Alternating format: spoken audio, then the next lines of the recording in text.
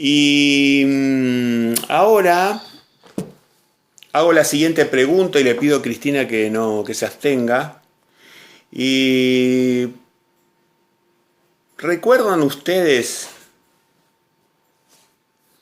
cuándo es el nacimiento del Mesías? ¿Cuándo nació? Pues aproximadamente sería para estas fechas, ¿no? Se dice que, o sea, se piensa, pues por lo que también he leído por ahí en internet que Yeshua nació en Sukkot, precisamente, porque más o menos coincide con el tiempo de octubre, ¿no? Que decíamos que más o menos o septiembre podría ser por las descripciones que hace de los rebaños, de los pastores, que coincide con estas fechas. Gracias, Sonia. Sí, efectivamente. Yeshua no nace en Navidad. Bueno, eso es una cosa que todos ya sabemos. Bueno, pero lo dejamos en claro porque hay gente que puede escuchar esta grabación. Yeshua no nace en Navidad. No hay nada de Yeshua en la Navidad, todo por el contrario. Es el nacimiento del anticristo. Así que no nace en Navidad. Y bueno, yo doy fe que yo he analizado este tema y el nacimiento de Yeshua se da en la semana de tabernáculos. Lo curioso es que el día se nos hace difícil determinar. Se nos hace, digamos, se nos hace a través de Zacarías, se nos hace posible determinar la semana de nacimiento. Nosotros sabemos positivamente de que, o estamos bastante seguros, no hay certeza absoluta, ¿no? Pero estamos bastante seguros porque la Biblia nos da 2 o 3 pistas claras de que Yeshua ha nacido en la semana de los tabernáculos. O sea que nosotros hoy empezamos a celebrar el nacimiento de nuestro Rey. Es una fecha muy importante, quería destacar esto, y ahora Cristina en un ratito ya nos va a hablar de este tema en particular. A ella le gusta mucho este tema, así que lo va a desarrollar ella. Un poquito. Un poquito. Como para que nos informemos un poco, pero capaz que ustedes leyeron más. Hola, de cualquier manera, quiero que llevemos esto al corazón, o sea, estamos celebrando muchas cosas. Estamos celebrando la presencia del Padre con nosotros en el milenio, después del milenio. Estamos celebrando la presencia del tabernáculo de Yeshua con nosotros en el milenio. Estamos celebrando el nacimiento del líder, del rey que iba a unir los cielos y la tierra. O sea que esta fiesta que nosotros tenemos esta semana es gloriosa. Es una semana gloriosa para pensar y meditar en todas estas cosas, ¿no? Yeshua nace en la semana de tabernáculos. Por algún designio divino, pienso yo, nosotros no podemos precisar la fecha. Pareciera ser que Él no quiere ser adorado en el día de su nacimiento.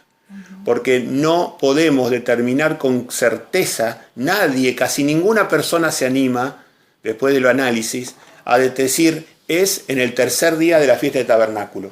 Por ejemplo, si vos me pensás, yo pienso que es miércoles o jueves, pero nadie podemos decir con certeza, Yeshua nació el miércoles o el jueves, o el lunes o el martes. No, el miércoles o el jueves de la fiesta de tabernáculo. Simplemente sabemos y nos conformamos con eso de que nació durante la fiesta de tabernáculos.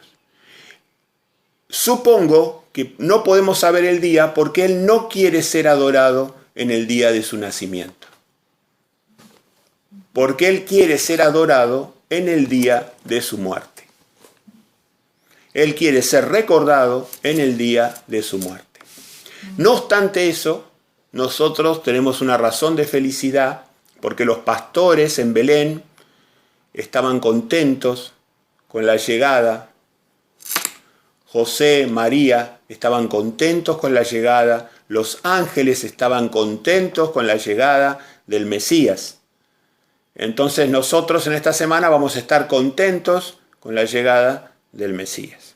Así que bueno, no sé si Tatiana puede estar un ratito más, si no la liberamos. Un cachito más nomás, pero y yo ya los dejo. Ok. Entonces Cristina va a desarrollar ahora el tema rápido. Va a desarrollar un poco la justificación de todo esto, ¿no?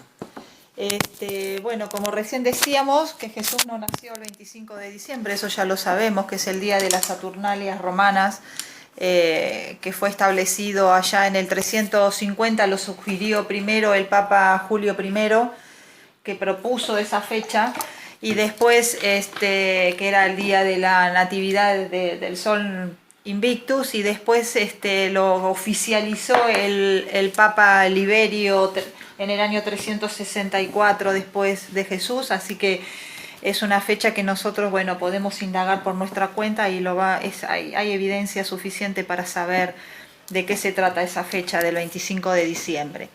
Pero la palabra de Dios nos tira datos para que nosotros podamos llegar a la fiesta de tabernáculos para el nacimiento de Jesús, y en eso tiene que ver con Zacarías.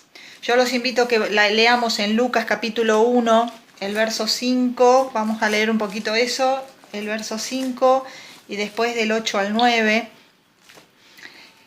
Lucas capítulo 1, vamos a empezar por aquí para poder ir entendiendo un poco esta evidencia. Y dice, el versículo 5 dice: hubo en los días de Herodes, rey de Judea, un sacerdote llamado Zacarías, de la clase de Abías. Su mujer era de las hijas de Aarón y se llamaba Elizabeth. Dice, y ambos eran justos delante de Dios y andaban irreprensibles en todos los mandamientos y ordenanzas del Señor. Pero no tenían hijos porque Elizabeth era estéril y ambos eran ya de edad avanzada. Aconteció que ejerciendo Zacarías el sacerdocio delante de Dios según el orden de su clase, recuerden esto, que él era de la clase de Abías según el versículo 5, conforme a la costumbre del sacerdocio. Discúlpame, ¿por qué no explicás qué es clase? Ahora lo voy a explicar, déjame okay. que termino de leer el texto. Entonces estábamos en el 8, aconteció que ejerciendo Zacarías el sacerdocio delante de Dios según el orden de su clase, conforme a la costumbre del sacerdocio, le tocó en suerte ofrecer el incienso. Zacarías pertenecía entonces a la clase de Abías. El sacerdocio estaba dividido por las 12 tribus, por la casa de sacerdote de los levitas, estaban divididos en 24 clases. ¿Y esto cómo lo sabemos? Vamos a ir a Primera de Crónicas capítulo 24, verso 10, y aquí vamos a saber cuál era el turno que le tocaba a la casa de Abías. Primera de las Crónicas, capítulo 24. Vamos a ver entonces cómo sabemos que eran 24 clases y cuál era el turno de Zacarías por su clase de Abías. En el versículo 4, Primera de Crónicas 24:4 dice: y de los hijos de Eleazar había más varones principales que de los hijos de Itamar. Estos eran los hijos de Aarón. Y los repartieron así: de los hijos de Eleazar, 16 cabezas de casas paternas, y de los hijos de Itamar, por sus casas paternas, 8. 16 más 8, aquí nos da 24 clases. Después, si seguimos leyendo, vamos a ver que designaron por suerte a ver qué casas, a quién cada cabeza le tocaría el ministerio en el templo. Y en el versículo 10 dice: la séptima a Acos y la octava a Abías. La octava clase era la de Abías. O sea que esta octava clase en su momento iba a tener que ministrar en el templo. Ahora, fíjense en ustedes que el versículo 19 dice: estos fueron distribuidos para su ministerio, para que entrasen en la casa de Jehová, según les fue ordenado por Aarón su padre, de la manera que le había mandado Jehová, el Dios de Israel. Como el servicio lo tenían que ofrecer los 12 meses del año y eran 24 clases, cada uno de estas clases oficiaba 2 veces en el año en el templo. Para poder nosotros saber cuándo le tocó a Zacarías ministrar, que era la octava clase, tenemos que ahí sí investigar un poco en lo que era la Misná de Israel, la Misná de los hebreos. En la Misná de los hebreos ellos se indica ahí que las clases sacerdotales comenzaban a servir el primer Shabbat del primer mes del año. O sea, Cuando comenzaba el mes de Aviv, el primer Shabbat, ya comenzaba la primer clase a servir en el templo. Como eran 24 clases, cada clase sacerdotal servía en el templo una semana y 2 veces al año. Si el servicio sacerdotal comenzaba en el mes de Aviv, tenemos que contar 8 semanas, porque era la 8ª clase de Abías, donde pertenecía Zacarías. Él comenzaba a ministrar. Cuando nosotros observamos el calendario, nos lleva a que Zacarías estaba ministrando su primer inicio de ministerio en el templo, alrededor en el mes de junio. Más o menos en el junio, casi julio, estaba ministrando Zacarías en el templo, cuando le aparece el ángel Gabriel, se le aparece el ángel allí para anunciarle el nacimiento de Juan. Y ahí lo vamos a leer en Lucas. En Lucas volvemos al capítulo 1, en el versículo 11. Lucas 1:11. Vamos a leer aquí y dice: y se le apareció un ángel del Señor puesto en pie a la derecha del altar del incienso, y se turbó Zacarías al verle, y le sobrecogió temor. Pero el ángel le dijo: Zacarías, no temas, porque tu oración ha sido oída, y tu mujer Elizabeth te dará a luz un hijo, y llamarás su nombre Juan.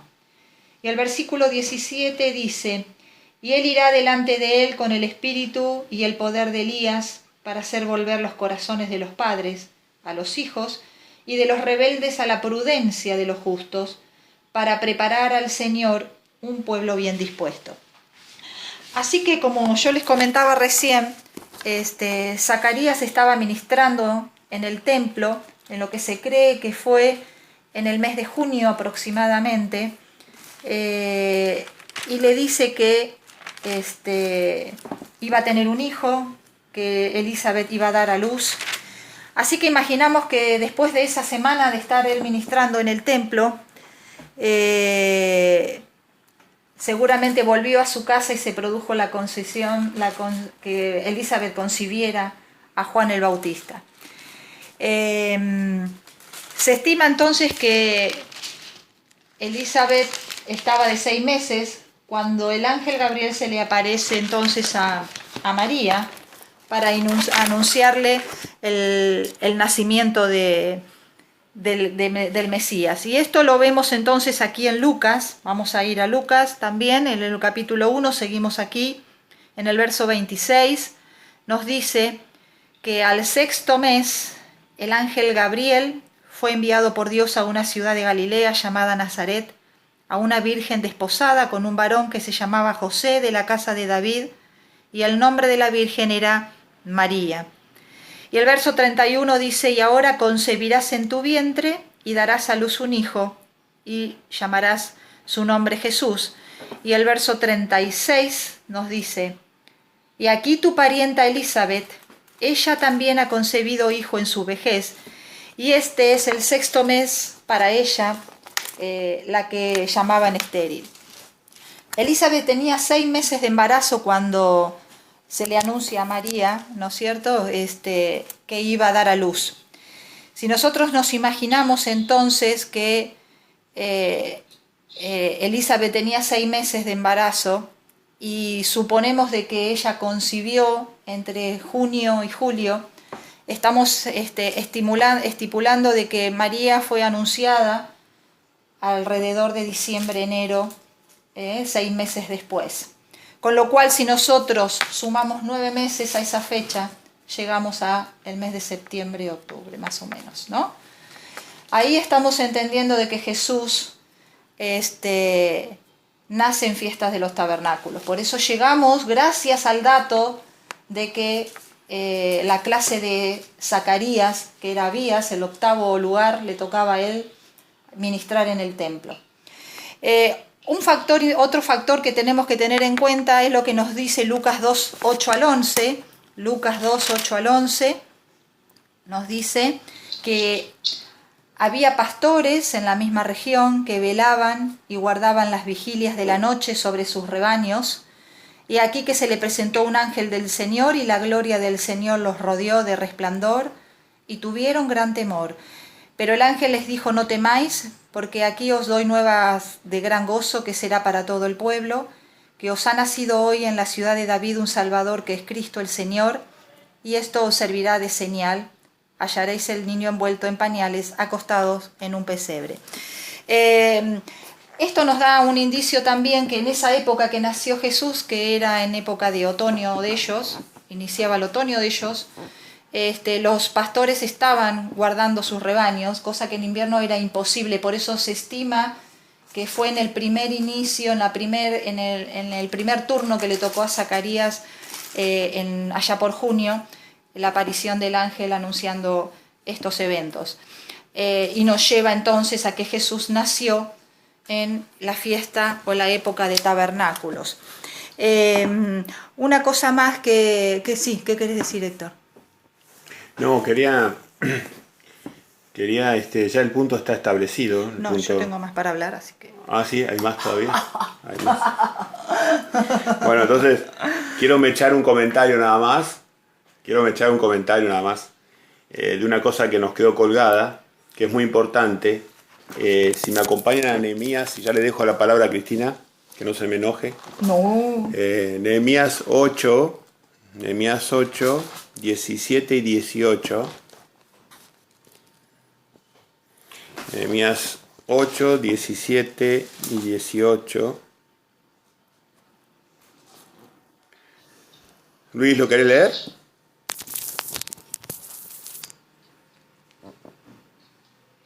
Sí. 8. 17 y 18. Y toda la congregación que volvió de la cautividad hizo tabernáculos, y en tabernáculos habitó, porque desde los días de Josué, hijo de Nun, hasta aquel día, no habían hecho así los hijos de Israel, y hubo alegría muy grande. Y leyó Esdras en el libro de la ley de Dios cada día, desde el primer día hasta el último, e hicieron la fiesta solemne por 7 días, y el octavo día fue de solemne asamblea, según el rito. Bien, o sea, con el tema de los tabernáculos hay mucho para hablar. Obviamente que en este primer año que celebramos juntos no vamos a poder abarcar todo, pero estaba buscando ver si había alguna información vital. Fíjense que en la semana de tabernáculos Dios los favoreció porque encontraron un rollo de la Torá. Esdras encontró un rollo de la Torá. En esta situación estaban volviendo de Babilonia. Estaban volviendo de Babilonia y estaban inaugurando el templo reconstruido, la primera reconstrucción del templo. Entonces, fíjense que dice que hubo alegría muy grande en toda la congregación. Lo primero que hicieron es celebrar la fiesta de tabernáculos. O sea que cuando el templo se pone en actividad, coincide con la fiesta de tabernáculos. Y leyó Esdras, el 18 decía, ¿no? Y leyó Esdras en el libro de la ley de Dios cada día. Acá nos está dando una pauta de una ofrenda, hoy hablábamos de las ofrendas, ¿no? De una ofrenda que nosotros podemos hacer. Cada día leyó Esdras en el libro de la ley de Dios, desde el primer día hasta el último. E hicieron la fiesta solemne por 7 días, y el octavo día fue de solemne asamblea, según el rito. Y en el 8.8, un poquito más atrás, dice, y leían en el libro de la ley de Dios claramente y ponían el sentido de modo que entendiesen la lectura. O sea que Esdras, el sacerdote Esdras, le interpretaba al pueblo la lectura de la Torá cada día se reunían, no encontré una referencia de cuánto tiempo era esto, pero todos los días se reunían a leer la Torá y el sacerdote les interpretaba la lectura.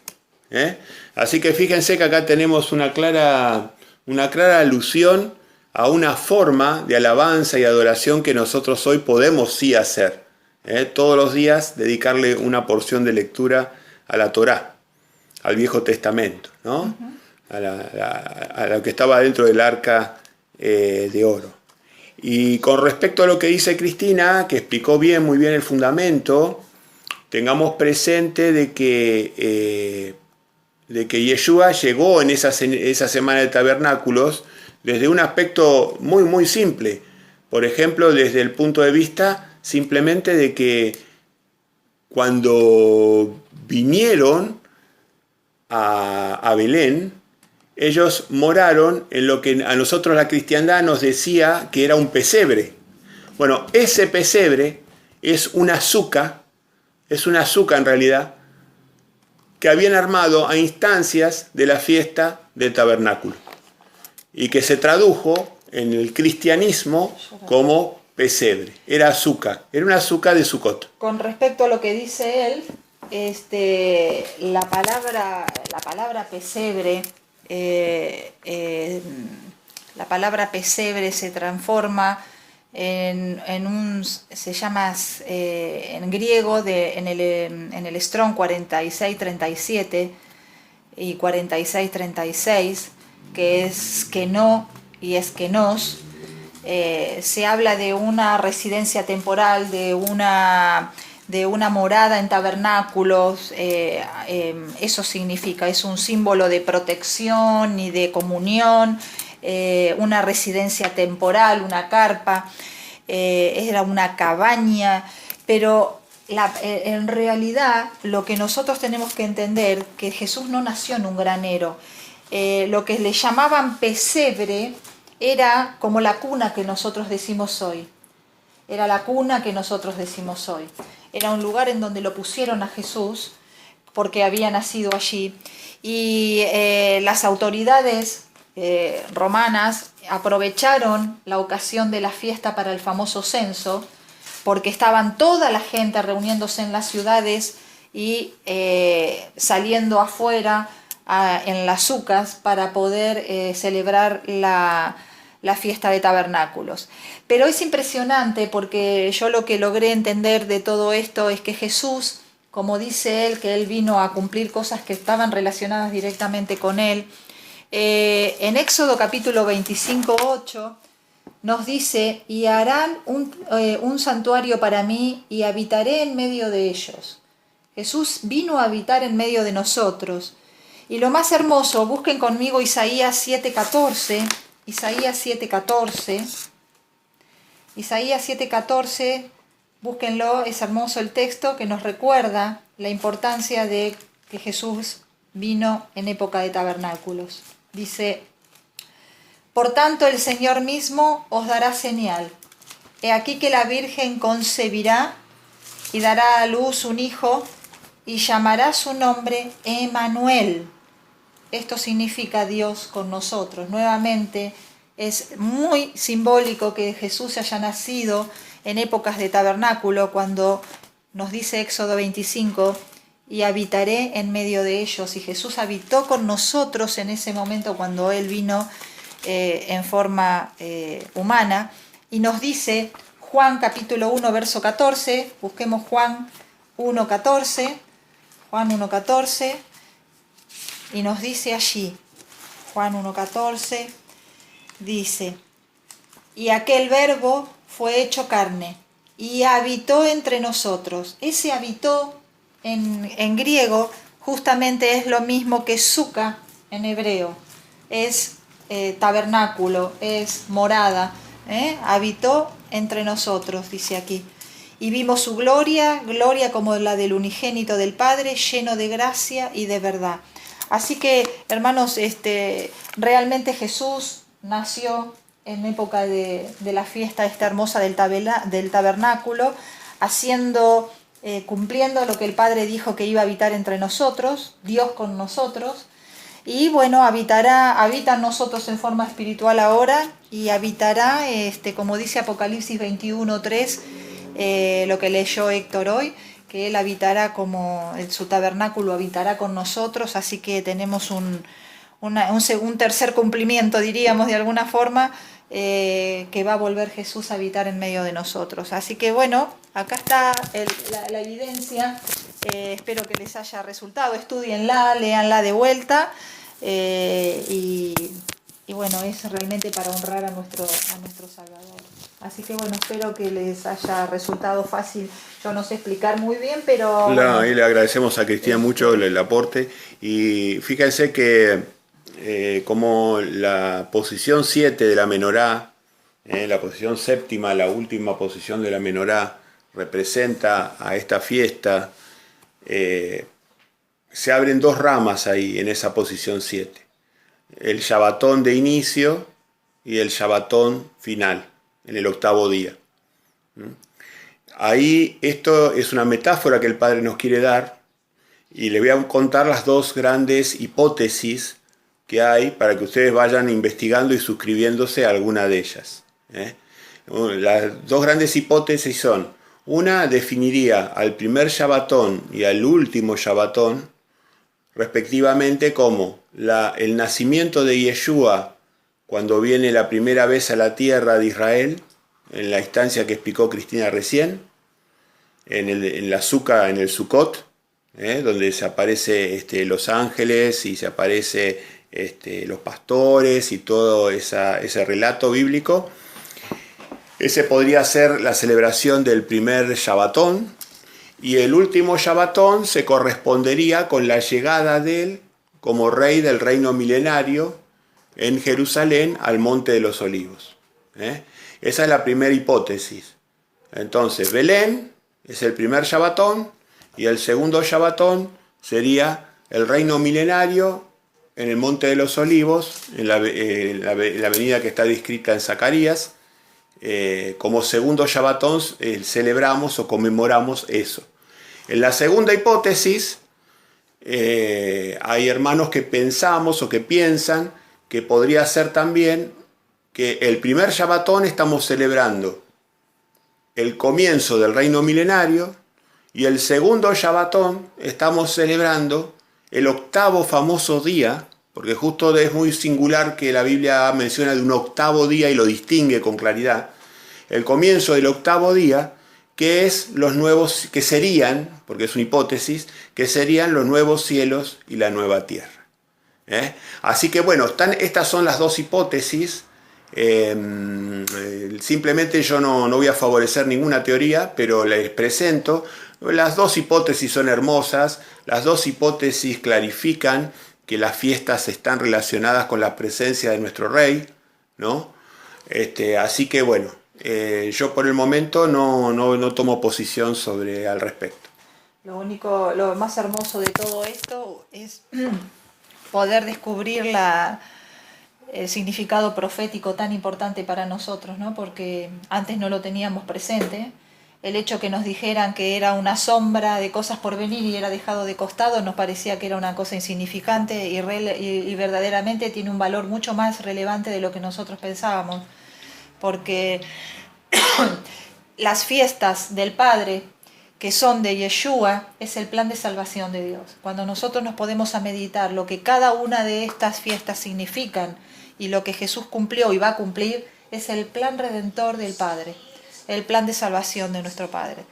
Es maravilloso comprender eso, entonces no podemos obviar de recordarlo y meditar en el valor espiritual que eso tiene para cada uno de nosotros. Y como ofrendas, recuerden que tenemos la posibilidad de ahondar la lectura diaria, como hacía Esdras con el pueblo, la lectura diaria de la palabra, y como siempre la ofrenda que hacemos nosotros, que es hacer discípulos.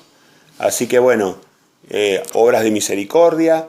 Así que todo eso, todas las sombras de ese templo físico se han transformado en una realidad en nosotros, que la llevamos a un plano espiritual profundo, que es hacer obras de misericordia, hacer discípulos, estudiar la palabra de Dios, Y bueno, y nosotros como familia respetamos los 2 shabbatones. Los shabbatones los tomamos como un shabbat alto. Así que, bueno, esa es la postura nuestra. Por último, yo lo que quería aportar es lo que dijo Pedro en su segunda carta, versículo 4 y 5 dice: acercándoos a él, piedra viva, desechada ciertamente por los hombres, mas para Dios escogida y preciosa. Vosotros también, hablando de nosotros, como piedras vivas, sed edificados como casa espiritual y sacerdocio santo, para ofrecer sacrificios espirituales aceptables a Dios por medio de Jesucristo. Así que bueno, somos llamados a ser parte de esa casa espiritual, a ser parte de un sacerdocio santo, si Dios así lo quiere, y estar edificados allí, ¿no?, como piedras vivas. Esto me parece muy hermoso para meditar también. Muy bien. ¿Comentarios, Sonia? Está Alberto también, si quiere comentar, y está Luis. Tatiana ya tuvo pies. Pues a mí la relación que nos presentó Cristina con respecto a lo de la fiesta, pues también sí ya lo había leído y realmente tiene que ser así, ¿no? Porque para que sea una fiesta de celebración tiene que ser que se celebre, que más importante la llegada de Yeshua, que es nuestro Salvador. Entonces yo concuerdo de que todas estas fiestas para mí ahora tienen un gran significado y lamento mucho de verdad haber perdido tanto tiempo y apenas a estas alturas de mi vida empezar a hacer apenas conocerlas, porque las estoy apenas empezando a conocer. Pero bueno, Dios así lo quiso y por lo menos lo conozco, ¿no? Peor es haberme quedado en la ignorancia, entonces es algo que tengo que agradecerle mucho a Jehová. Sí, además... Y a usted, yo el medio, ¿no? Claro, pero además, Sonia, pensá que lo positivo de esto es que se nos fue revelado esto a una edad que lo valoramos. Porque quizás que si lo hubiéramos conocido de chico nos hubiera parecido una cosa natural y normal, ¿no? Pero ahora tenemos esa hermosa sensación de recibir una revelación tardía, pero que estamos parados en una edad donde lo valoramos ampliamente. Está muy bueno. A mí me gusta mucho que las revelaciones que me fue dando el Padre en la vida han sido graduales y hemos ido comprendiendo las cosas gradualmente. Y todo sigue un orden y un plan, ¿no? Hay un plan y ellos son grandes didactas y nos va dando las cosas ordenadamente, con prioridad y no sin mediar mérito también, ¿no? Mérito de uno tiene que ir dando pasos de obediencia y las cosas van apareciendo, el conocimiento va apareciendo. Muy bueno que está recogiendo a toda la casa de Israel, ¿no? Creo que es algo así, entonces pues Sí, me imagino sí. que por eso es que se le están abriendo los ojos ahora. Yo realmente estimo que todos, aquel que camina en la senda de Dios, que somos llamados, vamos a ser parte del Israel de Dios, somos Israel de Dios. Porque de momento que vos te injertás en el olivo de Israel, pasás a ser Israel de Dios. Ahora, la última palabra obviamente la tiene el Padre y su Hijo en cómo ellos van a hacer la división, quiénes van a hacer qué, pero todos somos Israel de Dios. Y bueno, es maravilloso, es como decía Pablo, tenemos una carrera adelante por correr, porque es hasta el fin, hasta que vuelva Jesús, que tenemos que mantenernos corriendo y fieles. Y esto es perpetuo, eso es lo que yo he leído, que dice perpetuo y que Dios no cambia, me imagino que eso es por toda la eternidad. ¿Qué te parece, no? Realmente, Y la fiesta de los tabernáculos, por lo menos en el milenio, va a estar, porque todavía, si realmente la interpretación nuestra de que el octavo día es los nuevos cielos y la nueva tierra, cuando los que estemos o estén en el milenio, si tenemos la gracia de estar en el milenio, vamos a estar deseando ya la llegada de los nuevos cielos y la nueva tierra, bajo una expectativa de que Dios Padre está creando todo nuevo, está recreando todo nuevo. O sea, le dio 7 tiempos a este mundo material maravilloso que Él creó para enseñarle al hombre a ser un ser humano a la imagen de ellos. Entonces usó toda esta estructura creativa y a partir de ahí el hombre ya como hijo de Dios, definitivamente como hijo de Dios, pasa a integrar nuevos cielos y nueva tierra. Entonces eso es inimaginable, nadie puede explicar qué es, porque nadie podría entender tampoco, pero obviamente que va a ser una visión superada de lo que conocemos. Y bueno, así que nosotros en los tabernáculos durante el milenio vamos a estar con la expectativa de los nuevos cielos y la nueva tierra. Y cada año vamos a ir a Jerusalén, a la Jerusalén ya reinada por el Mesías, y vamos a adorar en la Santa Montaña, y vamos a adorar al Padre, y vamos a estar en la expectativa de la llegada de los nuevos cielos y la nueva tierra.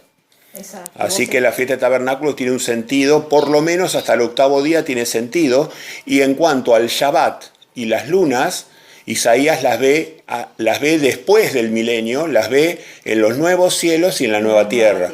O sea que ya el Shabbat y las lunas son eternas. Ya esas fiestas sí son eternas porque pasan la barrera del 7º día al 8º día y se los ve en los nuevos cielos y la nueva tierra.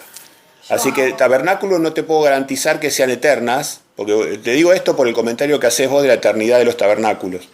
Pero lo que sí veo que sí eternas son el Shabbat y las lunas.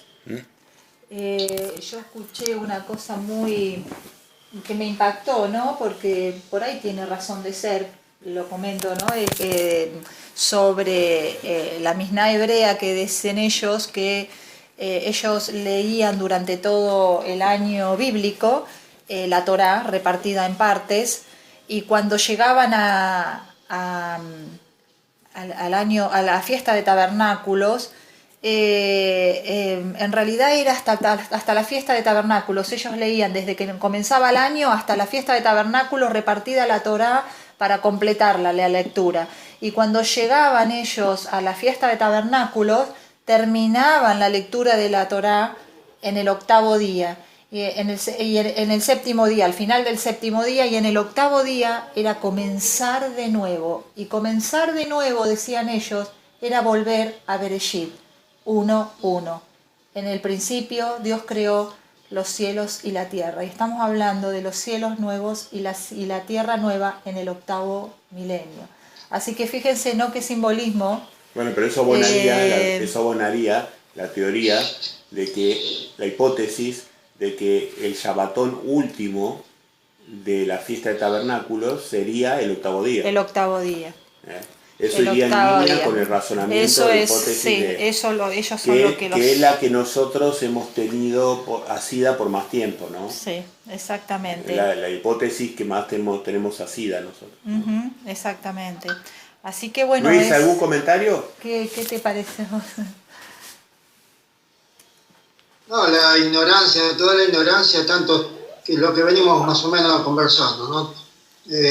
Ahora, bueno, uno que lo sabe hay que aplicar. Pero mientras tanto, ¿cuánto tiempo estuvimos? Y bueno, como se decía, los planes de ellos son distintos a los nuestros y tienen su tiempo, cada plan lleva su tiempo. Exactamente. Y por algo estamos acá, ¿no es cierto? Sí. Claro, estamos contentos de que sabemos un poquito más que algunas otras personas que pobres todavía saben bastante menos. Así que, y habrá otras personas que saben más que nosotros también. Así que bueno, estamos agradecidos con lo que Dios nos dio, con lo que Dios nos da.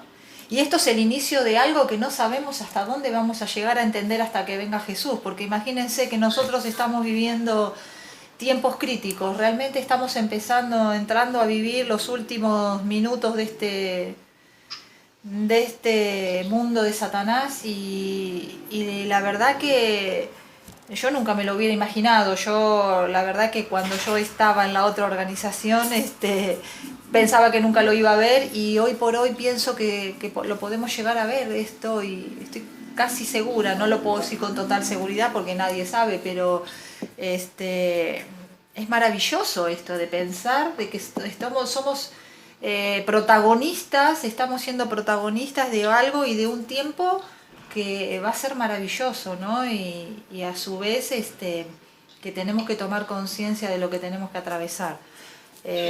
Así que bueno, que Jehová nos bendiga a todos y nos ayude. Vamos a vivir un segundo éxodo. Exacto, tal cual, Sonia. Vos sabés que yo lo pienso así, yo me imagino que soy aquellos israelitas que salieron de Egipto al desierto, tal cual. Sí. Y que Jehová nos va a proteger, les va a proveer mientras todo se va organizando, creo yo, no sé. Exacto. A veces también pienso en eso. Exacto. Porque pues dice que todo es como un ciclo, ¿no? Exacto. Y hay muchas cosas que pasaron, pero que sirven como de profecía para nosotros hoy en día. Entonces, sí he pensado en el éxodo mucho y he pensado que de pronto pase algo similar, algo parecido. Exactamente. Vos sabés que De otra manera. Vos sabés que la otra vez, Sonia, vos comentaste, yo me reservé la opinión, pero ahora que lo devolvés, que sacás el tema, la otra vez vos comentaste que vos te imaginabas, agradecías a Dios de no estar en la situación que estuvieron los israelitas durante el éxodo. Pero ya me imaginé que ya me va a tocar.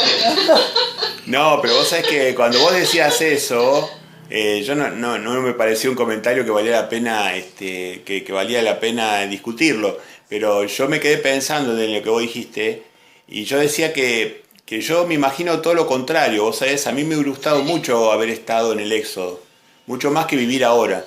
Me hubiera gustado realmente, porque vos imaginate esta perspectiva distinta. Ese era el reino de Dios. En ese momento. Era el reino de Dios. O sea, la persona que reinaba, o sea, digamos, Moisés, el que gobernaba, el que lideraba, llamarle así. Era como Jesús, era el mediador. Moisés era una persona mansa y justa. Mansa, Una relación. claro, mansa como nadie, lo dice la Biblia, y justa y poderosa porque fue un gran líder egipcio. Entonces, era una persona, o sea, vos tenías un gobernante que era una persona mansa, amorosa, justa, así que fíjate qué condición. Y como si esto no fuera poco, encima vos tenías sacerdotes que eran personas honorables, eran personas santas. Entonces, ¿qué condición más hermosa para vivir? Estabas en el reino de Dios, tenías a Moisés, que era un hombre excelente, y Aarón y todos los sacerdotes, que eran personas excelentes. Y aún en ese contexto, donde estaban en el reino de Dios, donde Dios los estaba educando al pueblo, el pueblo no se conformaba, era rebelde. Iba a servir. Claro, entonces yo pienso distinto, yo pienso que a mí me hubiera gustado muchísimo estar en esa instancia donde tuviera un gobernante, no como los gobernantes que tenemos hoy. Y que contaban con la presencia de Jehová siempre, porque Exacto. como que era que por la nube ellos sabían cuándo tenían que levantarse, cuándo tenían que... Porque veían que había el movimiento de la nube, ¿no? De que ellos sabían cuándo tenían que levantar las tiendas y seguir y cuándo tenían que volver acá. Claro. Entonces, la presencia constante de... Sí, y yo vos sabés que yo... Sí, era un privilegio, pero miedoso porque ellos se equivocaban y era muerte, pues, también. Pero los que se equivocaban, Sonia, eran los que se equivocaban en cosas muy graves. Claro, obvio, pero pues siempre... Y en ese ellos les dio miedo. ¿Cómo habrá sido? Yo me pongo a pensar, ¿no? Porque ellos cuando les habló Dios, ellos sintieron mucho temor y pidieron de una Moisés que preferían hablar por medio de Moisés, que sea Moisés el mediador. Y yo leía, no sé, que qué tristeza, que porque ya por eso a Dios no se le va a volver a escuchar su voz, ¿no? Que va a ser Yeshua el mediador. Eso sí es triste, pero pues me imagino que habrá sido de fuerte, de tenebroso, no sé, desde que se asustaron tanto. Sí, era impresionante, digamos. Era la presencia de esa energía inteligente y amorosa. Esa energía inteligente y amorosa tenía una presencia material muy energética. Y entonces ese estruendo, esa luminiscencia, los colores, los sonidos de su presencia majestuosa, intimidaba al común del pueblo desde el punto de vista que tenían cola de paja, porque los que más se asustaban eran las personas que no andarían derecho en la vida, ¿viste? Que andarían torcido. Entonces, como sabían que el padre era reticente con todo ese tipo de gente, se asustaban, ¿viste? Los que eran rectos no se asustarían tanto, por lo visto. La clase de los 70, por ejemplo, no se asustaban. Ellos querían subir a la montaña con Moisés. Así que bueno, siempre hubo gente que tendría cola de paja y bueno, evidentemente cuando venga Yeshua, la persona que tenga cola de paja no va a sentirse muy feliz. Bueno, claro. Claro, en su segunda venida va a ser lo mismo, ¿no? Cuando venga... Pero una nena, pues yo no sé si es que nos ha cambiado la mentalidad o qué, pero una anhela ya que venga Yeshua. Sí, Uno ya claro quiere, sí. no importa, yo digo, bueno, yo soy muy miedosa para los relámpagos, los truenos. Por ejemplo, el chofar a mí me estremece cuando escucho el chofar, a mí me estremece, no sé. Pero supongo que prefiero sufrir todo el miedo, pero que llegue ya, porque pues este mundo está bastante difícil. Realmente. Claro, por eso, hubiera sido hermoso vivir en el reino de Dios, ahí en el desierto, a mí me hubiera encantado. Pero bueno, son temas... De pronto vamos a tener otro éxodo, no se preocupe.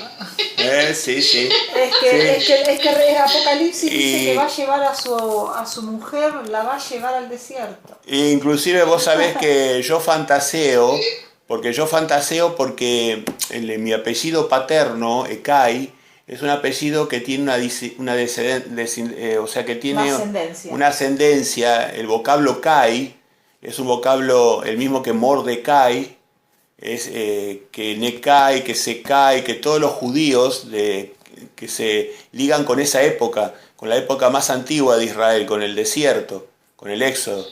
Así que es probable que mis parientes hayan participado de esa experiencia.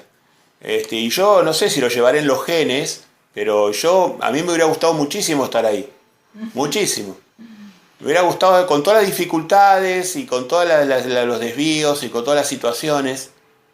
Mordecai, por ejemplo, Mordecai también Pero qué dificultades, si Dios les proveía el agua, les proveía el maná, les proveía, hasta les dio, cuando se aburrieron del maná, les dio aves, carne, o sea, yo digo que ya, ellos como que se quejaban mucho, ¿cierto?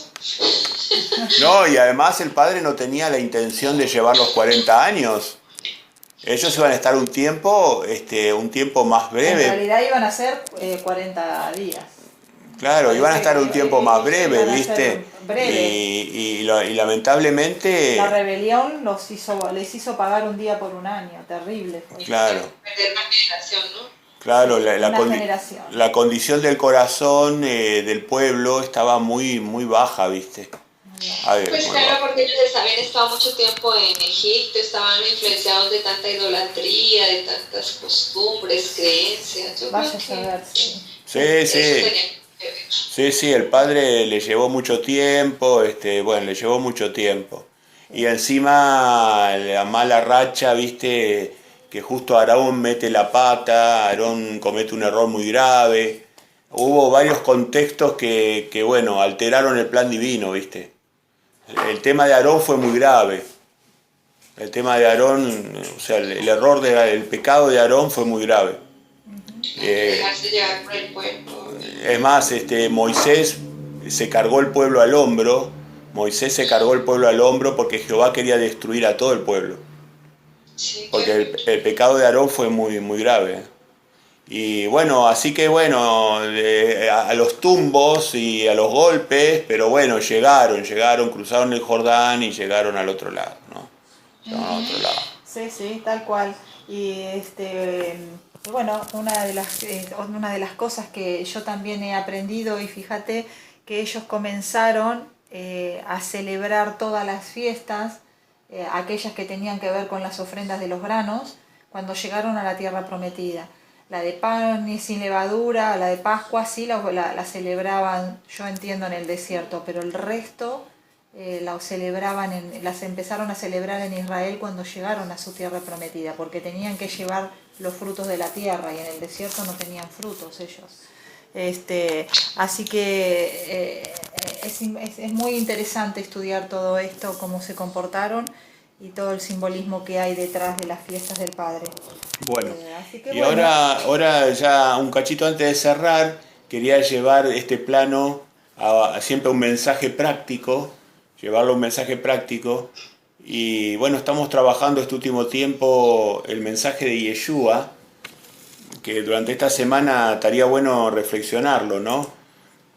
Yeshua, como venimos diciendo, la vez anterior nos concentramos en los dos mensajes que trajo Yeshua, y ahora vamos a agregar un tercer mensaje para que ustedes puedan reflexionar sobre el mensaje. Los mensajes son los que están citos en Marcos 1.14, en Mateo 28.18 y en Juan 21.15. El mensaje de Marcos 1.14, resumido, es, Yeshua decía, estoy diciéndolo de memoria, ¿no? Yeshua decía en Marcos 1.14, decía, el tiempo se ha cumplido, el reino se ha acercado. Por lo tanto, arrepiéntanse y crean en el Evangelio. Este mensaje es muy importante, nosotros tenemos que internalizarlo, ¿no? Este es el mensaje más importante que nosotros le llevamos a la gente. Así que la fiesta de tabernáculos, estas tres instancias, ¿no? El tiempo se cumplió, el reino se acercó. ¿Quién, si no nosotros, tenemos que contarle a la gente lo que es el reino de Dios? Nosotros tenemos que contarle qué es el reino de Dios. Yeshua predicaba esto. El tiempo se ha cumplido, el reino se ha acercado. Por lo tanto, arrepiéntanse. Arrepentirse también se lo tenemos que contar nosotros. Volver a las leyes de Dios, a los mandamientos de Dios, a las fiestas de Dios, a los caminos de Dios. Volver. Entonces, el mensaje es reino, volver o arrepentimiento y creer en las buenas nuevas. Entonces, creer en el Evangelio, en las buenas nuevas. Es el tercer aspecto del mensaje de Yeshua. Creer en el Evangelio, creer en Él. Creer que Él es el Evangelio, Él es la buena nueva. El rey había ido en persona a visitar al pueblo de Israel. Mejor noticia que esa era imposible. Entonces Él decía, crean en mí, arrepiéntase y entren al reino de los cielos. Este es el primer mensaje grande de Marcos 1.14 y 15. El segundo mensaje, esto es para la gente en general. Quizás nosotros todavía estamos en este mensaje, porque quizás estamos arrepintiéndonos, tratando de entender el Evangelio, tratando de entender qué es el reino. O sea, es probable que nosotros, o alguno de nosotros, estemos en este mensaje, ¿no? Una vez que ese mensaje se entiende y se cumple y se lleva, pasamos al segundo mensaje de Yeshua, que es el que está instalado en Mateo 28, 18 al 20, que también tiene tres instancias. Lo que decíamos ayer. Claro.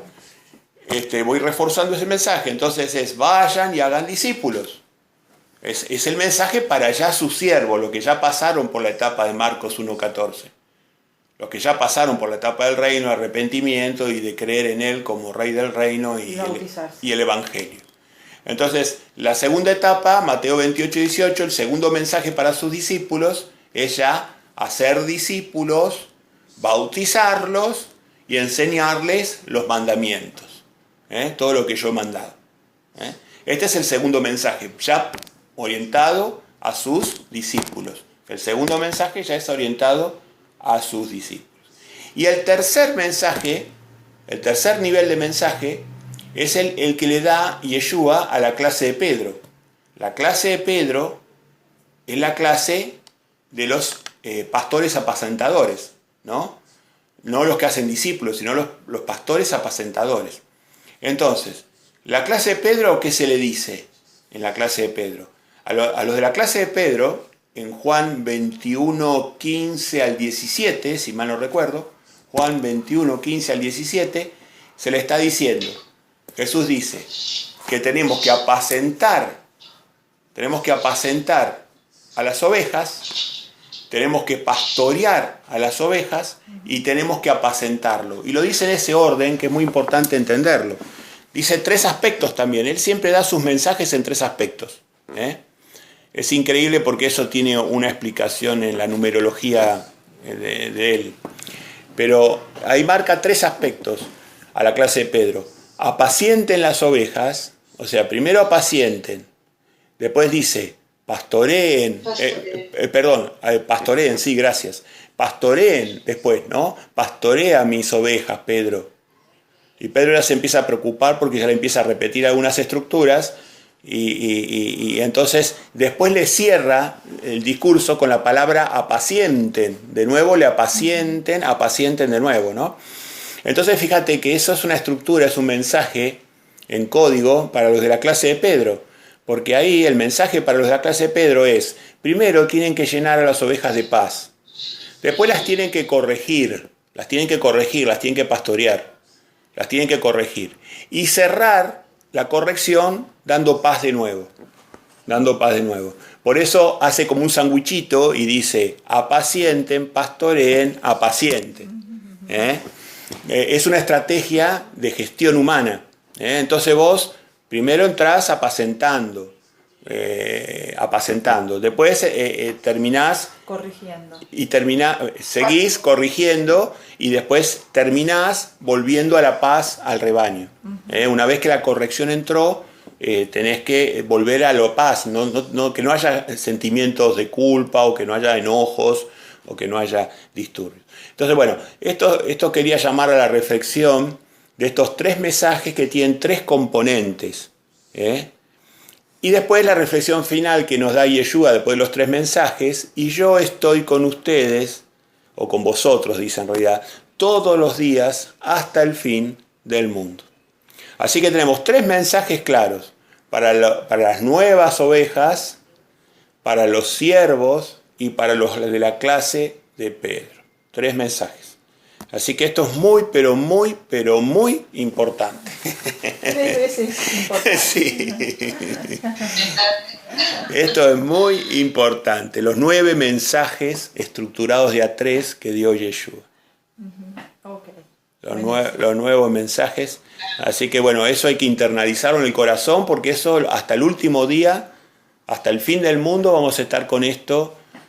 Hay que internalizarlo, meterlo adentro de la cabecita y del corazón, de memoria, saber todo esto, no tenerlo ya en el corazón, ¿no? Directamente. Como dicen los americanos, by heart. By heart es cuando vos no necesitas ir a la Biblia para leerlo.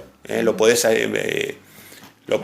con palabra más, con palabra menos, pero lo articulás desde vos. Desde vos, desde el claro, corazón. Claro.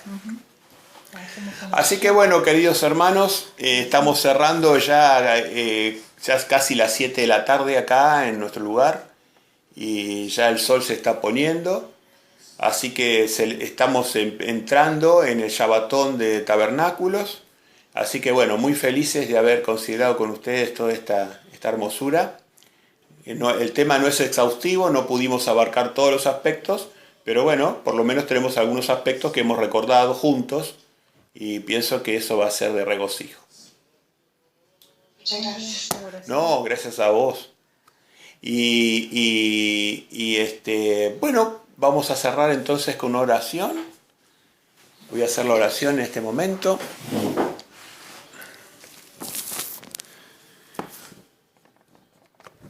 Padre nuestro, te pedimos, y particularmente yo te pido disculpas por mis fallas. Es muy lindo estar reunido. Te agradecemos. Te pedimos que no nos saques tu Espíritu Santo, Padre, como decía David. Te pedimos que, más allá de nuestras fallas, no nos saques tu Santo Espíritu. Hacemos nuestras las palabras de David. Y bueno, nos disponemos humildemente a tratar de acercar nuestro tabernáculo al tuyo, morando espiritualmente en la proximidad de tu voluntad, acercándonos a ella. Quizás todavía estemos lejos de poder interpretarla cabalmente, pero muy contentos de estar en ese camino.